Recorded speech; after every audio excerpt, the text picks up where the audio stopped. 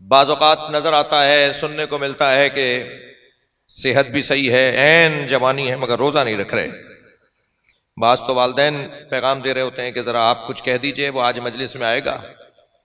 میں نے کہا جاؤ مولانا کو سن کیا تو کچھ کہہ دیجئے، وہ روزہ نہیں رکھ رہا۔ بھائی کیوں نہیں رکھ رہا؟ بھائی کیوں نہیں رکھتے؟ کہنے لگے بھوک لگتی ہے۔ تو بھوک ہی تو لگوانا چاہ رہا تھا اللہ۔ بھائی کیوں نہیں رکھ رہے؟ پیاس لگتی ہے، تو پیاس ہی تو لگوانا چاہ رہا تھا اللہ۔ تمہیں بھوک اور پیاس لگتی، یہی تو اللہ چاہ رہا تھا۔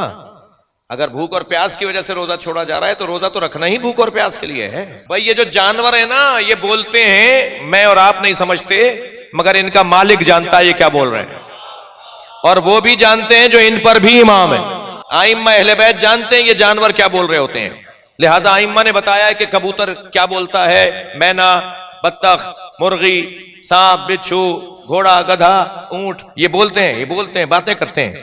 اور باتوں کے علاوہ یہ ایک تسبیح بھی روزانہ کرتے ہیں، ان کی تسبیحیں بھی ہیں۔ مثلا گھوڑے کی تسبیح بتاؤں آپ کو، گھوڑا روزانہ اللہ کی تسبیح کرتا ہے، اور وہ ذکر یہ کرتا ہے، اللہم انصر المؤمنین علی الکافرین، یا اللہ مومنین کو کافروں پر نصرت عطا فرما۔ یہ گھوڑے کا ذکر ہے جو گھوڑا روزانہ کرتا ہے۔ مگر بات میں کہنا چاہ رہا تھا، تھوڑی سی تلخ ہے، اللہ کرے برداشت ہو جائے۔ گدھا روزانہ ایک لعنت کرتا ہے، گدھا روزانہ ایک لعنت کرتا ہے، اور وہ لعنت سنا دوں کیا کرتا ہے؟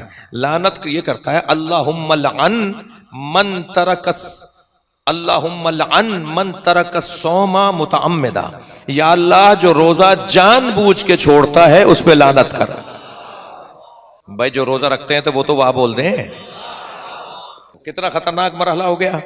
معلوم یہ ہوا کہ جو روزہ جان بوجھ کے چھوڑ رہا ہے وہ گدھے کی لعنت لے رہا ہوتا ہے۔ جان بوجھ کے روزہ نہیں چھوڑنا بھائی۔ ایک سخت حدیث اور یاد آ گئی ہے، البتہ اس حدیث پر واہ نہیں ہوگی، آہ ہوگی، اور وہ سخت حدیث یہ ہے کہ معصوم فرماتے ہیں کہ اگر کوئی ہمارا چاہنے والا جان بوجھ کے روزہ چھوڑتا ہو اور مر جائے تو اسے یہودیوں عیسائیوں کے قبرستان میں دفنا دو، ہمارا اس سے کوئی تعلق نہیں۔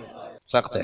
سال بھر، اب کیا کروں کہ بات آ گئی ہے تو برداشت کیجئے نا، سال بھر روزہ رکھیے، اس کا وہ دم نہیں بنتا جو ماہ رمضان کے ایک روزے کا دم بنتا۔ کتنا بڑا پیکج ہے جو اللہ نے دیا ہے۔ میں اس سے زیادہ سخت باتیں کرنے کا عادی نہیں ہوں، آپ پریشان نہ ہو میرے بچے کہ بھئی اب تو یہ شروع ہو گئے، پتہ نہیں کیا جائے گی بات آگے بڑھا رہا ہوں، بات آگے چل رہی ہے۔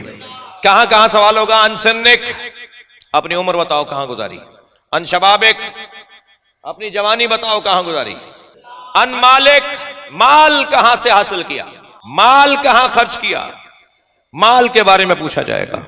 مال آ کہاں سے رہا تھا، مال جا کہاں رہا تھا، ہم سب سے پوچھا جائے گا مال کے بارے میں۔ یہ جو حرام لقمہ ہے نا، اب میں نے آپ کہہ دیا تھا مگر اب کیا کروں، باز نہیں آ رہا سخت باتیں کرنے سے۔ یہ جو حرام لقمہ ہے نا، جب یہ حلق سے اترتا ہے تو یہ کان بند کر دیتا ہے، نصیحت سننے کو کان کام نہیں کرتی، یہ نصیحتوں والے کان بند کر دیتا ہے۔ حرام لقمہ ہماری سننے کی صلاحیت کو ختم کر دیتا ہے۔ پھر ماں باپ کی نصیحت بھی اثر نہیں کرے گی، پھر استاد کا ٹوکنا بھی سمجھ میں نہیں آئے گا، پھر ممبر سے تو ویسے ہی نصیحت شاید کبھی کبھی ہوگی، اور وہ بھی ہوگی تو نہیں سمجھ میں نہیں آئے گی۔ حرام لقمہ۔ میرے مولا حسین تیسرا خطبہ دینے کے بعد کربلا میں عاشور کے دن، ذرا جگر تھام کے سنیں گے، تیسرا خطبہ مولا دینے کے بعد جب دیکھتے ہیں کہ حسین مولا کی بات پر کوئی لبیک نہیں کہہ رہا، یزیدی لشکر کا سے کوئی فرد سپاہی، تو حضرت نے فرمایا تمہیں پتہ ہے میری باتوں کا اثر تم پر کیوں نہیں ہو رہا؟